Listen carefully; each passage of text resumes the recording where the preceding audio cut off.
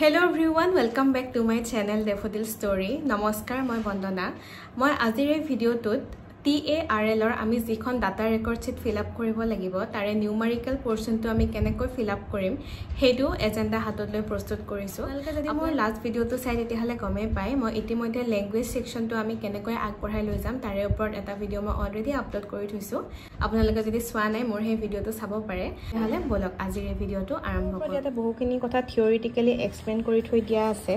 লগতে সাংখ্যিক মূল্যায়ন দল গঠন প্ৰক্ৰিয়া সংখ্যা চিনাক্তকৰণ সাংখ্যিকতা বা শ্ৰেণীত আমি প্ৰতিদিনে কেনেকুৱা ধৰণৰ ক্ৰিয়াকলাপ কৰিব লাগে সময় অনুযায়ী আমি কেনেকৈ ভাগ বতৰা কৰিব লাগে সেই গোটেইখিনি কথাই ইয়াতে উল্লেখ কৰা আছে লগতে আমাৰ গণিতৰ কিতাপবোৰত শাব্দিক প্ৰশ্ন কিছুমান থাকে যিবোৰ কিছুমান ল'ৰা ছোৱালীয়ে বুজি নাপায় পতককে গতিকে সেই শাব্দিক প্ৰশ্নসমূহৰ লগত তেওঁলোকক আমি কেনেকৈ ডিল কৰাম সেইখিনি বস্তু ধুনীয়াকৈ এক্সপ্লেইন কৰা আছে যিখন মডিউল দিয়া হৈছে ইয়াতে ছাত্ৰ ছাত্ৰীসকলৰ বিশেষকৈ বিয়োগ আৰু হৰণটো ফোকাস কৰা হৈছে যোগ বিয়োগৰ শাব্দিক প্ৰশ্ন বুজি পোৱাৰ কিছুমান ধাৰণা দিয়া আছে পুৰণৰ ধাৰণা দিয়া আছে আমি কেনেকৈ কাঠিৰ দ্বাৰা তেওঁলোকক পুৰণৰ ধাৰণা দিব পাৰো এনেকৈ কাঠিবোৰ ভাৰ্টিকেল আৰু হৰাইজন্টেলি প্লেস কৰি কিনে কি ধৰণে আমি হয়তো পূৰণ কৰি দেখুৱাব পাৰো হেবোৰ বস্তু ধুনীয়াকৈ এবাৰ ছবি আকাৰে প্ৰকাশ কৰা হৈছে আৰু যিবোৰ আমি এফএলএমত পাইছিলো কিছুমান ষ্টিক দিয়া হৈছিল হেবোৰ ইউজ কৰি আপোনালোকে তেওঁলোকক এইখিনি বস্তু শিকাব পাৰে দিয়া আছে শাব্দিক প্ৰশ্ন সমাধান কৰিব লাগিলে আমি কেনেকৈ আগবাঢ়িম এটা বস্তু ফোকাস কৰিছে হেতু হৈছে যে যেতিয়া আমি তেওঁলোকক বিয়োগ অংক শিকাম তেতিয়া প্ৰথমতে তেওঁলোকক আমি একক আৰু দশকৰ কনসেপ্টটো দিবলৈ কৈছে একক আৰু দশকৰ কনসেপ্ট দিয়াৰ পিছত যেতিয়া ধাৰ কৰি অনা অংকৰ ক্ষেত্ৰত তেওঁলোকক আমি এই কনসেপ্টটো দিয়া খুবেই প্ৰয়োজন যে এককৰ ঘৰত সদায় কাঠি থাকিব আৰু দশকৰ ঘৰত আমি সদায় মুঠা হিচাপতে ৰাখিম মুঠাটোৱে যে আমি ইফালে আনি কিনে কাঠিলে কনভাৰ্ট কৰি কিনে আমি কেনেকৈ তেওঁলোকক বিয়োগ অংক কৰাম হয়তো আপোনালোকে বুজি পাইছে যে মুঠা আৰু কাঠিৰ কনসেপ্টটো তেওঁলোকক প্ৰেক্টিক্যালি ষ্টিকবোৰ হাতত দি আপোনালোকে তেনেকৈ শিকাব পাৰে এইবাৰ আসলতে মুঠা আৰু কাঠিৰ ওপৰত বিশেষকৈ গুৰুত্ব প্ৰদান কৰা হৈছে লগতে হৰণৰ সহায়ত ভগ্নাংশৰ ধাৰণা আৰু গণিতৰ খেল সংখ্যাৰ খেল এইবোৰ অনুষ্ঠিত কৰি আমি তেওঁলোকক কেনেকৈ গণিত সাবজেক্টটোৰ প্ৰতি আকৰ্ষিত কৰিব পাৰো সেই ধৰণৰ কিছুমান কনসেপ্টটো দিয়া হৈছে ডাটা ৰেকৰ্ড চিটত আপোনালোকে দেখিব পাব ইয়াতে যেনেকৈ ল্যাঙ্গুৱেজৰ কাৰণে কেইটামান খৰ আছিল মেথছৰ কাৰণেও কেইটামান খৰ আছে য'ত আছে beginner number recognition 1 to 9 number recognition 10 to 99 তাৰ পিছত আছে সাবষ্ট্ৰেকচন আৰু ডিভিজন কিন্তু আপোনালোকে ইয়াতে মন কৰিব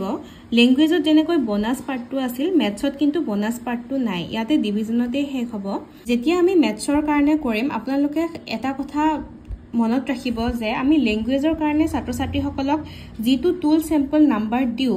আমি মেথছৰ কাৰণেও হে একেটাই টুল স্যাম্পল নাম্বাৰ দিব লাগিব মানে টুল স্যাম্পল নাম্বাৰটো ল্যাঙ্গুৱেজ আৰু মেথছৰ কাৰণে সেম হ'ব আপোনালোক পঠন মূল্যায়ন নমুনা 1 লগতে গণিত মূল্যায়ন নমুনা 1 তাৰ মানে আপোনালোকে যদি কোনো এটা ছাত্ৰক পঠনৰ কাৰণে যদি 1 নম্বৰ নমুনাটো দিছে আপোনালোকে মেথছৰ কাৰণেও 1 নম্বৰ নমুনাটোৱে দিব লাগিব এতিয়া আমি এই মূল্যায়ন নমুনাটোত কেনেকৈ আগবাঢ়িম প্ৰথমতে আমি ছাত্ৰ ছাত্ৰীসকলক বিয়োগ অংক কৰিবলৈ দিম বিয়োগ অংক ইয়াতে যেহেতু 6টা আছে আমি তেওঁলোকক 3টা কৰিবলৈ দিম তিনিওটাই শুদ্ধ হ'ব লাগিব যদি তেওঁলোকৰ এটাও ভুল হয় আমি তেওঁলোকক দুটা কৰিবৰ কাৰণে উৎসাহ দিম যদি তেওঁলোকৰ দুটা ভুল হয় তেতিয়াহলে লাষ্টৰটো কৰিবলৈ আমি তেওঁলোকক উৎসাহ দিম যদি তেওঁলোকে তিনিটাৰ ভিতৰত তিনিটাই কৰিব পাৰে তেতিয়াহলে তেওঁলোক হৰণলৈকে শিফট হ'ব আৰু যদি তেওঁলোকে বিয়োগ অংক কৰিব নোৱাৰে তেতিয়াহলে আমি তেওঁলোকক সংখ্যা চিনাক্তকৰণলৈকে আনিম সংখ্যা চিনাক্তকৰণত তেওঁলোকে যদি গোটেই সংখ্যাবোৰ চিনি পায় ইয়াৰে ভিতৰত আপুনি 5টা সুধিব 5টাৰ ভিতৰত 4টাই শুদ্ধ হ'ব লাগিব সংখ্যা চিনাক্তকৰণ দুটা নম্বৰৰ সংখ্যা চিনাক্তকৰণ তেওঁলোকে যদি এই প্ৰচেছটো কমপ্লিট কৰিব পাৰে তেতিয়াহলে তেওঁলোক বিয়োগলৈ যাব আৰু যদি সংখ্যা চিনাক্তকৰণত তেওঁলোকৰ কনফিউজন থাকে তেতিয়াহলে আমি তেওঁলোকক সংখ্যা চিনাক্তকৰণ 1 পৰা 9 এই কেটেগৰীটোত ৰাখিম আমি ইয়াতে প্ৰথমতে আৰম্ভ কৰিম বিয়োগৰ পৰা বিয়োগ পৰা ছাত্ৰ বা ছাত্ৰী এগৰাকীয়ে যদি এই ষ্টেজটো কমপ্লিট কৰিব পাৰে তেতিয়াহলে তেওঁলোকক আমি হৰণলৈকে শিফট কৰিম যদি তেওঁলোকে বিয়োগ অংক কৰিব নোৱাৰে এটাও যদি ভুল হয় তেতিয়াহলে আমি তেওঁলোকক সংখ্যা চিনাক্তকৰণত আনিম যদি তেওঁলোকে দুটা ডিজিটৰ সংখ্যাও যদি তেওঁলোকে চিনি নাপায় তেতিয়াহলে আমি তেওঁলোকক সংখ্যা চিনাক্তকৰণ 1 পৰা 9 লৈকে আনিম আপোনালোকে এটা কথা মনত ৰাখিব যেতিয়া আপোনালোকে এই প্ৰচেছটো কৰিব ডাটা ৰেকৰ্ড চিটৰ তেতিয়া আপোনালোকে ল্যাঙ্গুৱেজটো কৰি শেষ হোৱাৰ পিছতহে মেথছটো আৰম্ভ কৰিব তাৰ মানে প্ৰথম এমাহ যদি আপোনালোকে ল্যাঙ্গুৱেজত দিছে পিছৰ এমাহত আপোনালোকে মেথছত দিব লাগিব দেখাই পাইছে ইয়াতে যেহেতু